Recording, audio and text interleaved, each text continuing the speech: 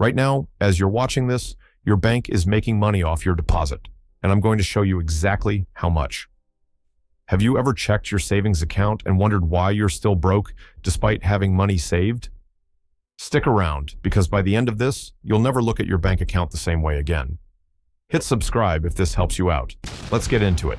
Let me tell you a story about two guys. There's you, let's call you Zach, and there's your banker. Let's call him Banker Bob. Zach just got paid. He checks the app, sees $2,000, and feels great. He's saving. He's being responsible. Meanwhile, Banker Bob is watching that same deposit come through. And here's the thing. Bob sees that $2,000 completely differently than Zach does. Zach sees, my money is safe. I'm being financially responsible. Bob sees, raw material, profit potential. Here's what happens in the 30 seconds after that deposit clears. Bob's bank keeps maybe $200 of Zach's money. The rest? Gone, out the door, lent out, earning them interest. Let's run the actual numbers because this is where it gets real. Zach's bank is paying him 0.5% interest on his $2,000. That's $10 per year, less than $1 a month. One coffee. Now here's what Banker Bob does with that same $2,000. $900 goes into someone's mortgage at 4%, generating $36 per year. $600 goes into a car loan at 6%, generating $36 per year. $300 goes into a personal loan at 12%, generating $36 per year. $200 stays in reserve. Total, the bank collects from Zach's $2,000, $108 per year. Zach got $10. The bank made $108.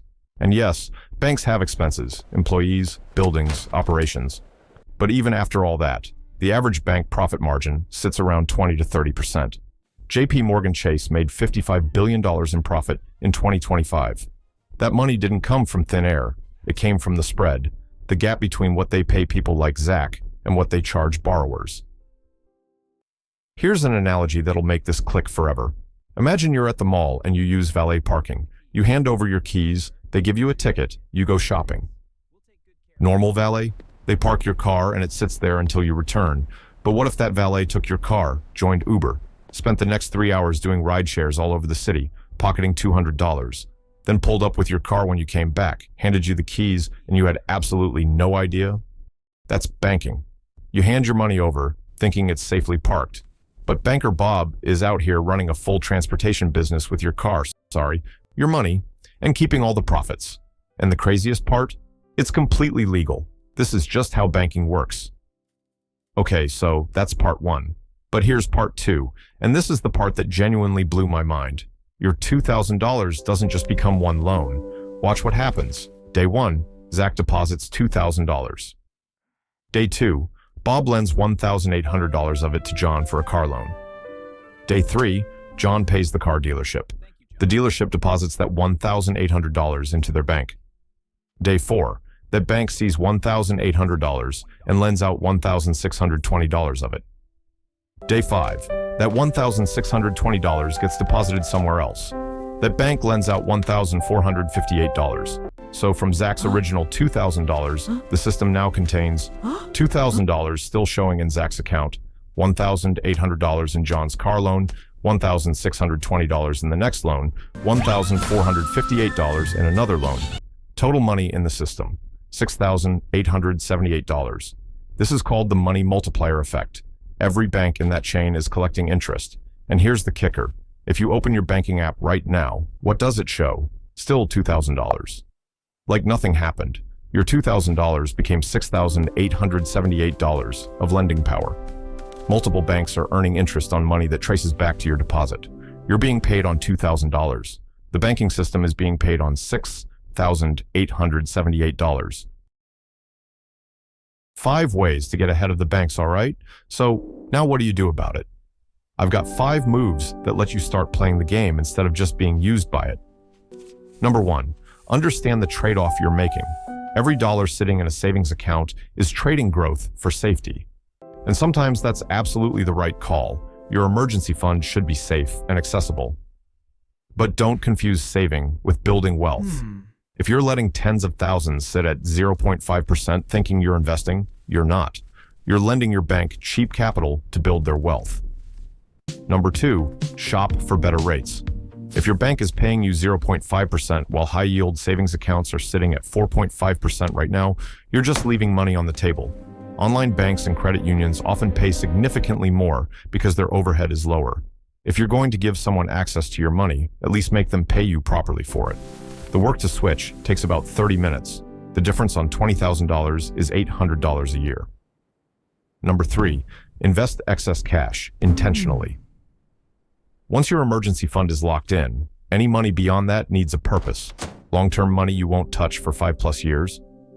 The stock market. The stock market has historically returned 7 to 10% annually. Medium-term money? Treasury bonds directly? Why let the bank be the middleman? Short-term money? High-yield savings. The point isn't to chase risk. The point is to stop letting money pile up by default in a low-interest account just because that's where your paycheck lands. Number 4, understand your bank's actual business model. Your bank is a for-profit company. Their job is not to make you wealthy. It's to provide services while making themselves profitable. That's not evil. That's just business. But once you understand how they make their money, you stop treating them like a financial advisor. You use them for what they're actually good at. Safely holding short-term cash and handling daily transactions. Everything beyond that, that's your job to manage. Number 5, keep only what you need in the bank. You need a bank account, direct deposit, bills, basic transactions. But every dollar you keep there beyond your operating cash is a dollar you're choosing to let them profit from instead of you. That's the real takeaway here. It's not that banking is a scam. It's that most people never made a conscious choice. They just defaulted into the system. And the system is designed to benefit the banks. Want to see this in action with real numbers? Look at what happened in 2020. Pandemic hits. The government sends out $1,200 stimulus checks. You do the responsible thing. You deposit yours into savings. Here's what happened next. Loan demand dropped because people were scared. Nobody was buying cars or houses, but deposits went way up because everyone was stashing cash. So what did Banker Bob do with your $1,200 when he couldn't lend it out? He bought U.S. Treasury bonds. Bank Treasury holdings increased by 30% during the pandemic. Your stimulus money, the money the government sent you, went straight into your bank's investment portfolio, earning 3 to 4% interest. What did you get? If you were lucky, 0.01%, 12 cents a year on your $1,200. The bank got 3.5%. That's $42 per year from your stimulus check. Your stimulus stimulated your bank's balance sheet more than it stimulated your finances. Look, I'm not saying banking is an evil conspiracy. It's not. This system has been refined over centuries. The economy depends on it. People get mortgages. Businesses get funded. It works. But here's what kills me. You work 40, 50, 60 hours a week. You deal with the commute, the stress, the boss. You finally get paid, and you do the responsible thing. You save. You feel good about it. And the moment you make that deposit, your money goes to work, just not for you.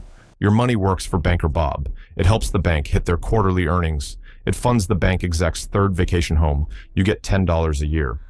Here's what I want you to do right now while you're watching this. Open your banking app, look at your balance, and ask yourself one question. Is this money working for me, or is it working for my bank? If it's your emergency fund, perfect, leave it. That's exactly where it should be. But if you've got money sitting beyond that, money with no job, no purpose, no plan, you need to decide what it's for, because Banker Bob already knows what it's for. Shouldn't you?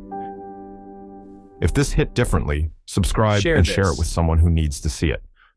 Drop a comment and let me know, how much are you currently earning on your savings account? I'm genuinely curious. Because here's the final truth. You work for your money, then your money works for your bank. Seems fair, right? Yeah, I didn't think so either. See you in the next one, and remember to like and subscribe.